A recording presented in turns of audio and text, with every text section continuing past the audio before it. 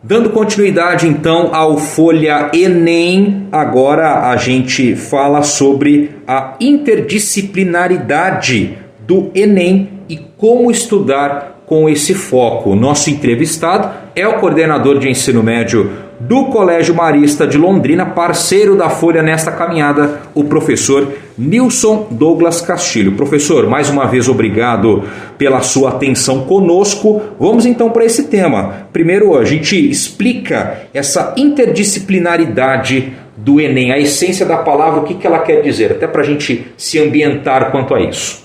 Quando a gente fala de interdisciplinaridade, tem gente que acha que é assim, eu vou pegar um tema e eu vou ver o que português, matemática, história, geografia falar a respeito dele. Isso não é ser interdisciplinar, isso é ser multidisciplinar. Então, várias disciplinas, vários componentes curriculares, várias áreas tratando de um assunto. Quando a gente fala de interdisciplinaridade, é como se a gente pegasse uma temática, um grande assunto ali, que tem como base, a maioria das vezes, no cotidiano, e os componentes falam a respeito desse assunto, mas é como se a gente não conseguisse identificar o que é de história, o que é de geografia, porque os assuntos estão tão entrelaçados que demonstra o quanto que um saber de geografia, por exemplo, depende de um saber de história. E o Enem traz isso muito bem. Ele não é uma prova temática, não tem ali um tema para discorrer sobre o assunto todo.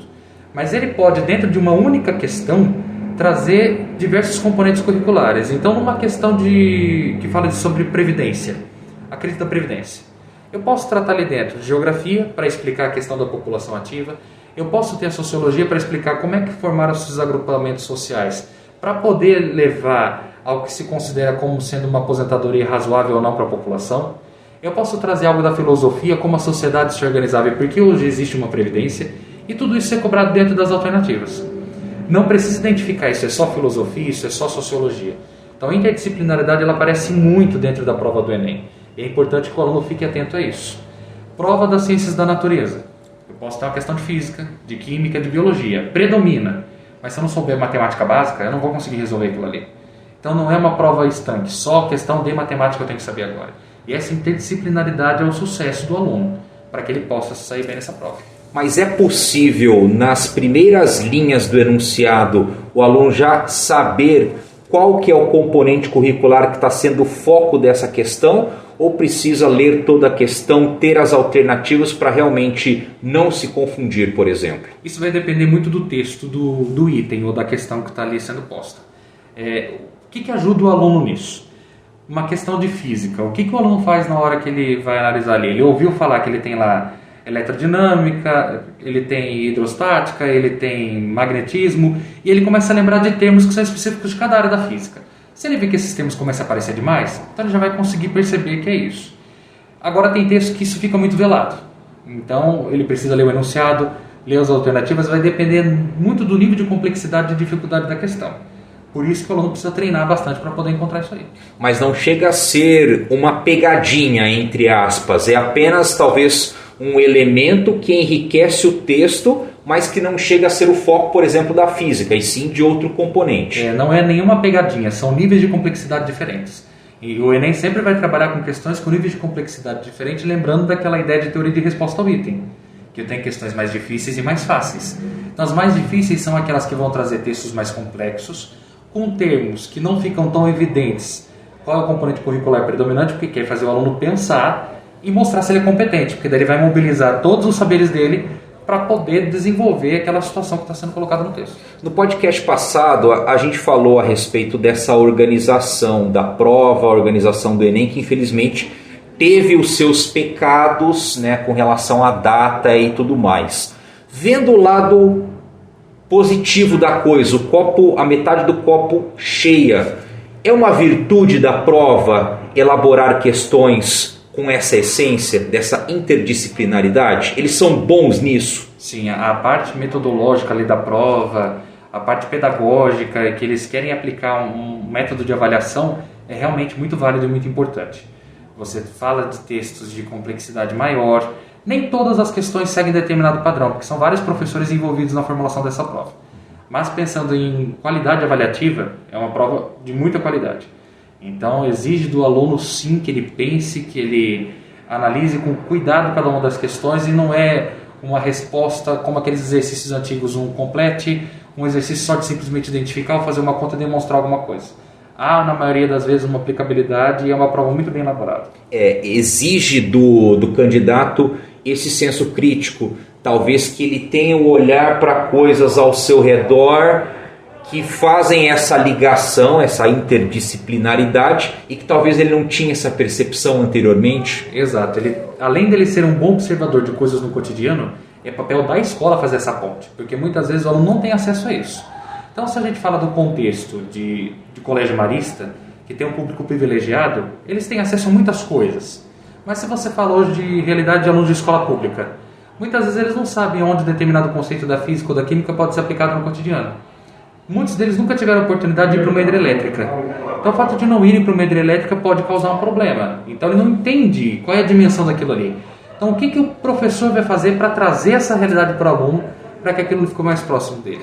Então, é papel do aluno, mas também é papel da escola, de aproximar o aluno da realidade do cotidiano com aquilo que está sendo cobrado na prova. Ou pequenas ações que ele tem no dia a dia e que são decorrentes ou de fenômenos da natureza ou de fenômenos da física e que ele acaba fazendo ali até de forma involuntária, sem saber quais os elementos que estão envolvidos ou quais os processos que são realizados para chegar naquilo. Sim, exatamente. Vai muito também dessa postura que ele tem ali dentro de casa, né? No seu dia a dia. Desde ele entender que quando ele vai estudar a parte de elétrica, que ele explica aquela resistência que está no chuveiro dentro da casa dele.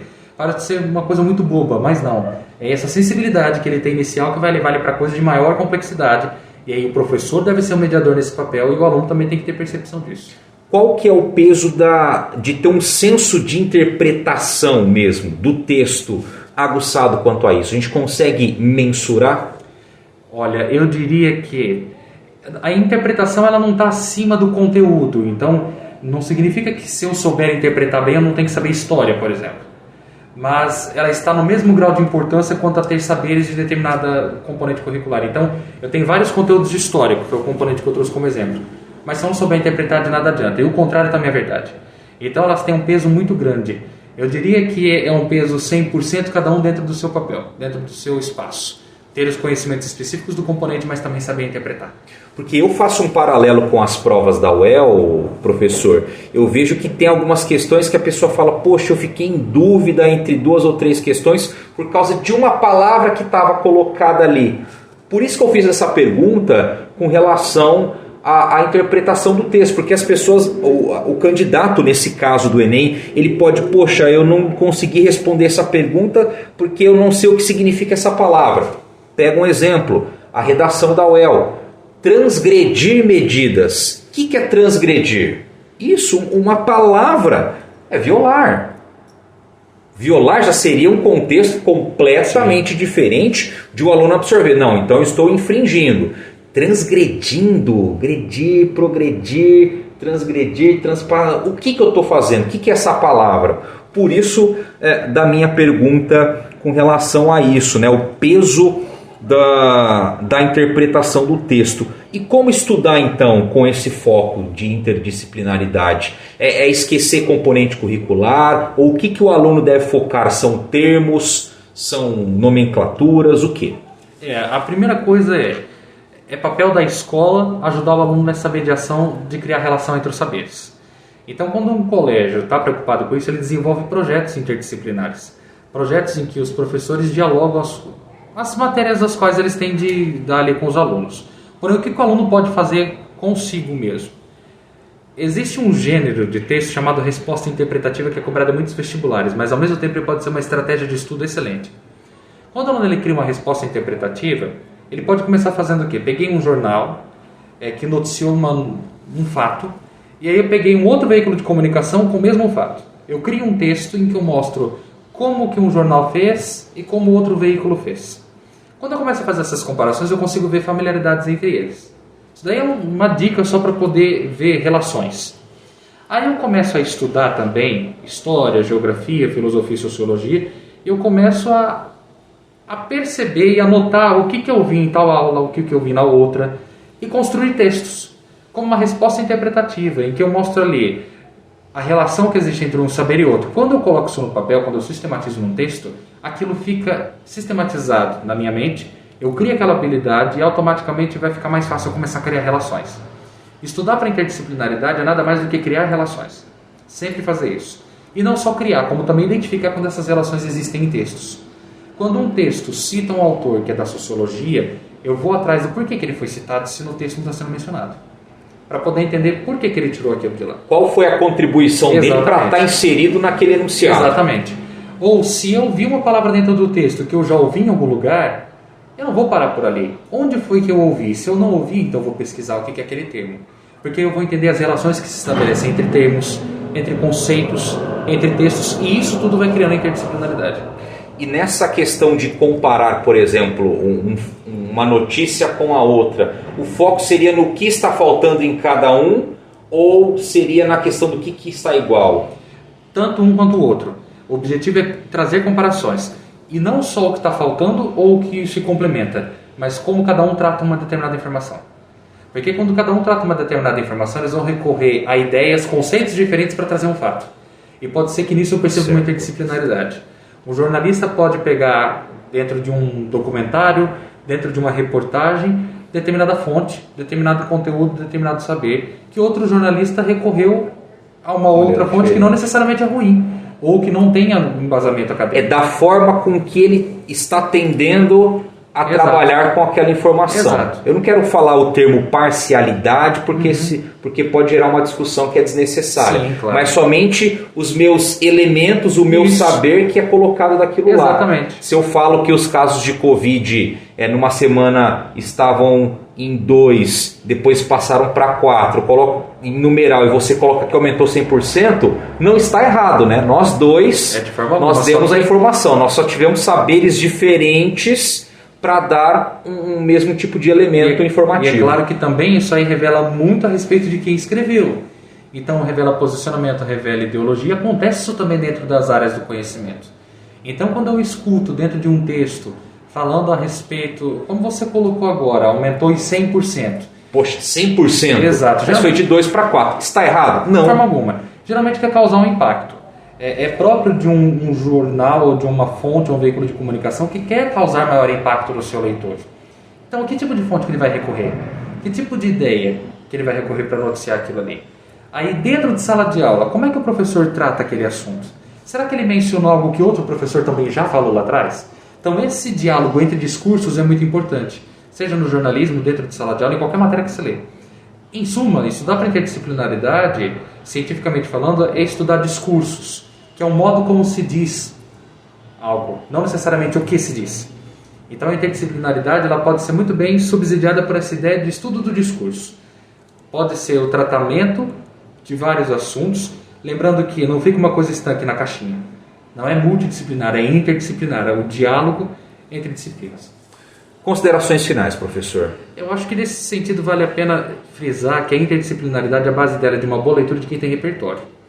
Então vale a pena esse aluno ler bastante, não ler só para adquirir informação, mas ler para estabelecer relações e identificá-las sempre. Essa é a base de um bom aluno que identifica interdisciplinaridade. Ela vai ser facilmente aplicável nas provas de múltipla escolha, bem como na redação, porque aí nas provas de múltipla escolha ele identifica e na redação ele cria e mostra que ele entendeu isso. Então é importantíssima a interdisciplinaridade, o aluno estar atento a isso em sala de aula, bem como no seu dia a dia. Muito bem, nós fechamos mais uma conversa aqui com o professor Nilson Douglas Castilho, ele que é o coordenador de ensino médio do Colégio Marista de Londrina, e o material está disponível no folhadelondrina.com.br e também na versão impressa toda segunda-feira, material novo do nosso Folha Enem. Muito obrigado.